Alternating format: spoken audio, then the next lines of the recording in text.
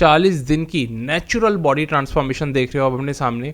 यहाँ पे लेफ्ट में जो इमेज है लगभग यहाँ पे बॉडी फैट है 19% और अब राइट में बॉडी फैट परसेंटेज जा चुका है करीबन 11% के आसपास। दोस्तों नेचुरली यहाँ तक जाना आसान नहीं है अगर आपके पास गाइडेंस सही नहीं है। अभी ये भाई और ज़्यादा खुद को पुश कर रहे हैं, बहुत ही अफोर्डेबल प्राइस में हमारी कोचिंग रहती है, सिर्फ 5500 रुपये हम चार्ज करते हैं 3 महीने का नेचुरल ट्रेनिंग के लिए। आपको जिस तरीके की फिजिक चाहिए वैसी हम बनवा के देते हैं। अब चाहे आप वेज हो या फिर नॉन वेज हो, मेल या फीमेल, गोल एक ही है, हेल्दी भी रहना है और चीजों को पक्का रखना है। यानी टेम्परेरी ट्रांसफॉर्मेशन नहीं, एक बार हो गई तो हो गई। आपको भी खुद को बदलना हो हमें यहाँ पर डीएम कर सकते हो।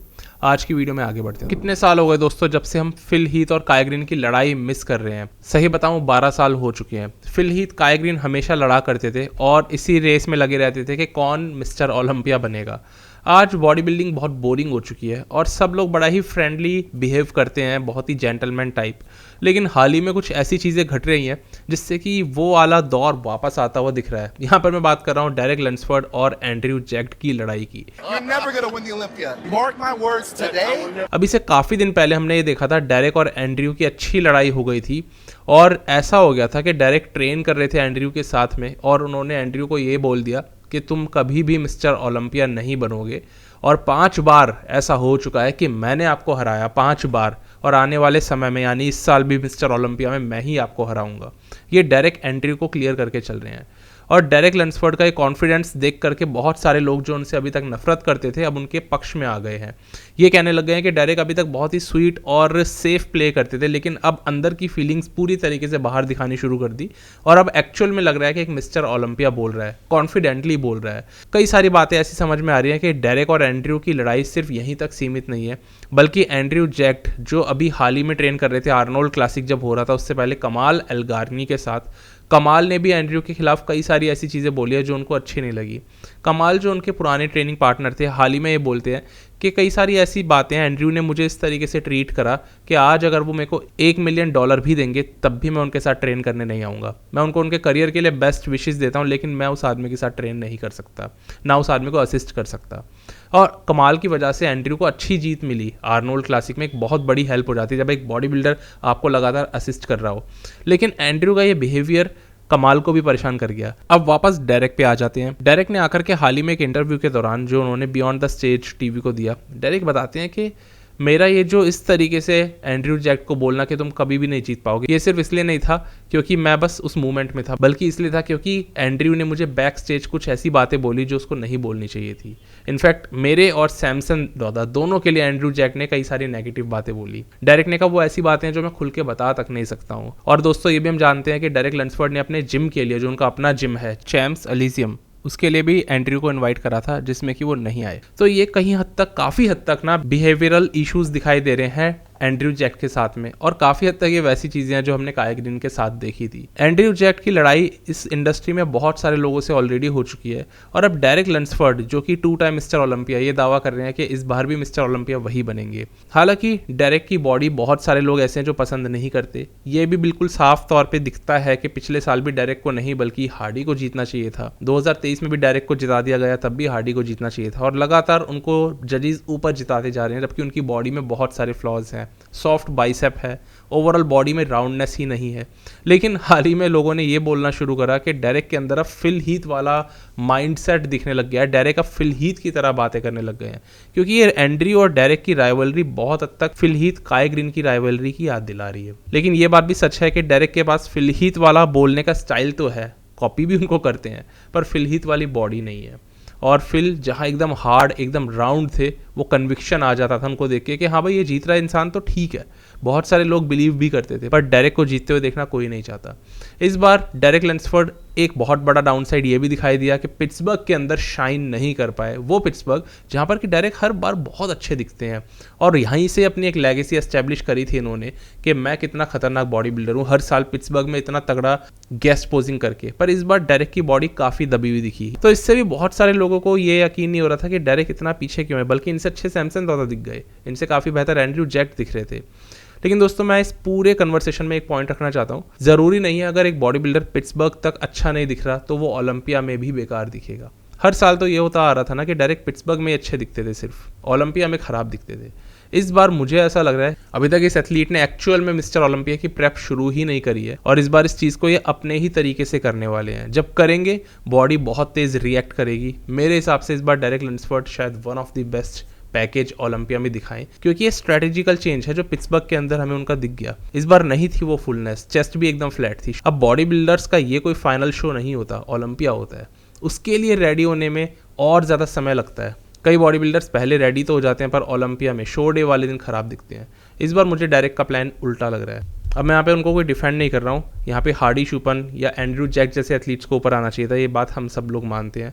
पर अब ये जो राइवलरी स्टार्ट हो गई है ना, कम से कम अब हमें बात करने का एक मौका मिलेगा। ओलंपिया इतना बोरिंग नहीं होगा, ये मालूम रहेगा कि डेरेक और एंड्रयू लड़ाई करने वाले हैं। इन दोनों में पहले से ही एक घमासान युद्ध चल रहा है, दोनों एक दूसरे को पसंद तो बिल्कुल नहीं करते, और यही वो चीज़ है जो फिल हीथ और काई ग्रीन के समय पे ओलंपिया को उठा के ले गई थी। पॉपुलैरिटी जो आज गिर रही है वापस से इस वजह से उठ सकती है। कम से कम और कुछ नहीं, डेरेक और एंड्रयू की लड़ाई देखने के लिए लोग बहुत सारे होंगे जो ओलंपिया की टिकट्स बाय करेंगे, और ओलंपिया को ऑनलाइन बैठ के देखने वाले लोगों की तादाद इससे बढ़ेगी। आपका क्या कहना है ज़रूर बताना। इस बार का ओलंपिया कौन जीतेगा अभी उसमें बहुत समय है, ये बॉडीज इतनी चेंज हो जाने वाली है। पिट्सबर्ग, एक बार बताऊं, कभी भी ओलंपिया का ट्रेलर नहीं होता है।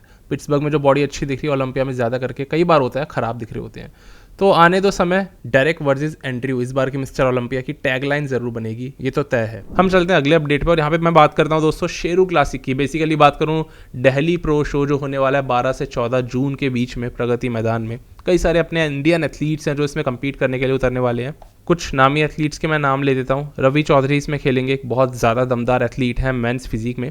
हरविंदर सिंह खेलने वाले हैं, ये मेरे को बहुत पसंद है। इनकी बॉडी में हार्डनेस और मसल बैलीज काफ़ी फुल दिखती हैं, बहुत मैच्योर मसल्स लगती हैं इनकी। रवि पवार ये भी इसमें खेलने वाले हैं, और रवि लगातार इंप्रूव होते चले जा रहे हैं समय के साथ साथ। अब बहुत ज़्यादा टफ कंपटीशन दे रहे हैं और प्रो कॉम्पिटिशन्स में बहुत ऊपर जा चुके हैं। इस बार तो बॉडी इनकी और ही हार्ड हो गई है, एब्स भी एकदम पॉप कर रहे हैं और कुछ ज़्यादा ही पत्थर जैसी हो गई है। वेट कैप की एक लिमिटेशन है इनके ऊपर, 84.8 kg से ऊपर जा ही नहीं सकते ऑन स्टेज अपनी हाइट पे।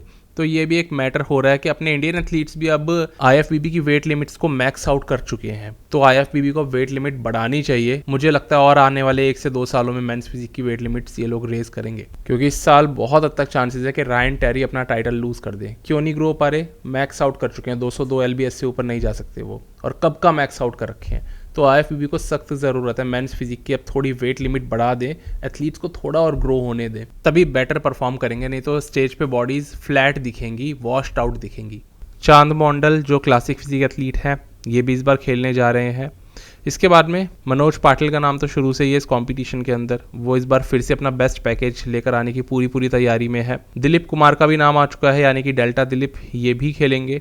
तो कंपटीशन तो ओवरऑल अच्छा जाने वाला है, कई सारे मेंस फिजिक एथलीट से भरा हुआ है और अच्छा कंपटीशन है ये, इसको हम हल्का नहीं कह सकते। बाकी और एथलीट्स के नाम लगातार जुड़ते चले जाते हैं जैसे जैसे कॉन्टेस्ट और पास आता है, और फिलहाल कोई ऑफिशियल लिस्ट नहीं आई है, इसीलिए सारे नाम अभी एकदम खुल के नहीं आ रहे हैं, पर डेली के हिसाब से अपडेट्स आ ही रहे हैं। जैसे कि अब दीपक नंदा ये खेलेंगे, one of my favourite athlete, बहुत ही शार्प और क्वालिटी फिजिक दिखाते हैं ये। कॉम्पिटिशन अच्छा होगा, जैसे जैसे अपडेट्स आएंगे मैं एक स्पेशल वीडियो शेरू क्लासिक के ऊपर ही बनाऊंगा और अपने इंडियन एथलीट्स की ही सारी बात करने वाला हूँ।